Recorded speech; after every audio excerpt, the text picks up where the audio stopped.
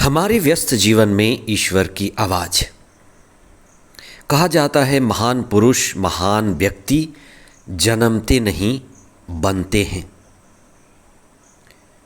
कुछ लोग रक्तदान करते हैं जिसे हम महादान कहते हैं। कुछ लोग मरणोपरांत नेत्रदान करते हैं, उन्हें भी हम महादान कहते हैं। और बहुत सारे लोग बड़े उद्देश्य के लिए अपना जीवन जीते हैं, ऊंचे लक्ष्य और श्रेष्ठ उद्देश्य के लिए अपने जीवन को समर्पित करते हैं। उन्हें हम महात्मा या महान कहते हैं। आज ईसा के प्रेरितों में यूहन्ना के भाई याकूब, जिसे याकूब महान भी कहा जाता है, उनका पर्व दिन है। वे सद्गुरु ईसा की शिक्षा के लिए सबसे पहले, सब शिष्यों से पहले यरूशलेम में शहीद हुए। वे अत्याचार के शिकार हुए। ईसा के प्रेरितों में ये प्रथम शहीद, जो सभी के लिए प्रेरणा के स्रोत हैं, याकूब महान के नाम से जाने जाते हैं। 25 जुलाई प्रेरित याकूब महान का पर्व। हम अमूल्य निधि हैं। हमारा स्वभाव आत्मा और चेतना का स्वभाव है। हम वह नहीं हैं जो दिखाई देते हैं। हम वह हैं जो दिव्य है, चेतन है, अजर अमर है और ईश्वरीय है। स्वयं की खोज उसी अमूल्य निधि की खोज है। संत याकूब महान प्रेरित का पर्व।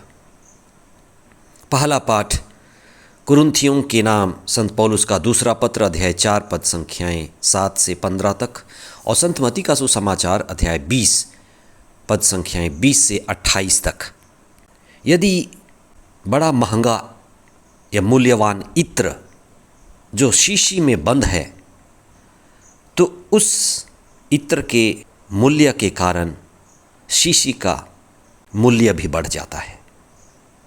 पवित्र स्थानों में, मंदिरों में जो चीज़ें रखी जाती है, जैसे घंटी रखी जाती है, वो घंटी भी पवित्र मानी जाने लगती है।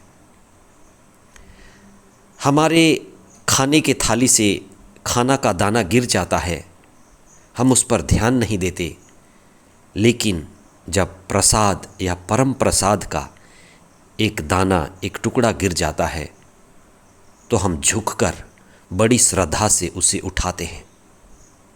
आज के पहले पाठ में संत पौलुस कहते हैं कि अमूल्य निधि, बड़ी कीमती चीज हमारे इस मिट्टी शरीर के पात्र में रखी है। आप इस पर विशेष चिंतन करें कि मनुष्य ईश्वर के प्रतिरूप बना है, और इस शरीर में अमूल्य निधि आत्मा, चेतना निहित है। मौन होकर कुछ समय लेकर आज आप इस विषय पर चिंतन करें कि हमारी सबसे अमूल्य निधि कहाँ है। आत्मा की खोज, चेतना बढ़ाने की इच्छा और लालसा, आत्मसमर्पण, आत्म साक्षात्कार, इस पर चिंतन करना महत्वपूर्ण है। आत्मा की खोज, स्वयं की प्राप्ति, आत्मज्ञान, आत्म चेतना हमारे जीवन की सबसे बड़ी क्रांति है, और यही आध्यात्मिक क्रांति है। आज के सुसमाचार में ईसा ने महान और श्रेष्ठ बनने का मार्ग बताया है। यूहन्ना और याकूब महान, जो दो भाई थे, और ये दोनों भाई बड़े महत्वाकांक्षी थे, ईसा के दो शिष्य। आज के सुसमाचार में इसका चित्रण है। वे ईसा के रक्त संबंधी थे और बड़े नज़दीक थे। उन्होंने अपनी माता से ये कहलवाया कि वे उनके नज़दीक होना चाहते हैं। उनकी महत्वाकांक्षा देखकर दूसरे शिष्य ईर्ष्या करते थे, उनसे जलते थे। जब ये बात ईसा तक पहुंची तो ईसा ने योहन और याकूब, उन दो भाइयों को प्रथम होने से या महान बनने की महत्वाकांक्षा रखने के लिए उनको नहीं डांटा, न उनको रोका, न मना किया। ईसा ने उनको मार्ग दिखाया। तुम महान बनो, तुम श्रेष्ठ बनो, तुम ऊंचाई पर उठो, लेकिन महान बनने का, श्रेष्ठ बनने का, उत्कृष्ट होने का मार्ग निस्वार्थ सेवा मार्ग है। तुम्हें निस्वार्थ होना पड़ेगा, अहंकार को तोड़ना पड़ेगा, और वो मार्ग क्रूस का मार्ग है, आत्मत्याग का मार्ग है, आत्म बलिदान का मार्ग है, विनम्रता का मार्ग है। इसलिए महानता का मार्ग, श्रेष्ठता का मार्ग, उत्कृष्टता का मार्ग, ऊंचाई, आत्मज्ञान और स्वर्ग का मार्ग आत्म बलिदान या क्रूस बलिदान के मार्ग से होकर गुजरती है। इसीलिए ईसा ने उनसे पूछा, क्या तुम बपतिस्मा ले सकते हो? बपतिस्मा का अर्थ है अहंकार को मिटाना, अहंकार को तोड़ना, दास का रूप धारण करना। इसीलिए ईसा ने शिष्यों के पैर धोए थे, रोटी तोड़ी थी। ये बपतिस्मा का प्रतीक है। दास का रूप धारण कर हम ईश्वर की मर्जी पूरी करते हैं।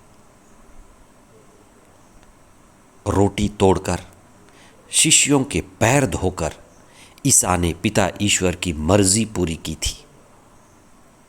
प्रेरित याकूब शुरू में ये बात नहीं समझ पाए, लेकिन अंत में उन्होंने ये समझा, अपने आप को समर्पित किया, आत्म बलिदान किया, जिससे वे शहीद हुए। आज उन्हें याकूब महान कहा जाता है। सबसे महान वह है जो ईश्वर की मर्जी पूरी करता है, दूसरों के लिए जीता है, दूसरों के लिए प्रेरणा स्रोत बनता है। आज हम विशेष प्रार्थना करें उनके लिए जो अत्याचार के शिकार होते हैं। शत्रुओं के लिए प्रेम करें, उनके लिए जिनको हम अपने समान प्यार नहीं कर पाते। आज हमें प्रेरित याकूब महान के मनोभाव को धारण करने की ज़रूरत है। आपके अंदर भी महत्वाकांक्षा होगी। आत्मत्याग द्वारा, आत्म बलिदान द्वारा, क्रूस के मार्ग पर चलकर आप अपने आप को समर्पित करें। संत याकूब महान हमारे लिए प्रार्थना करें। आमीन।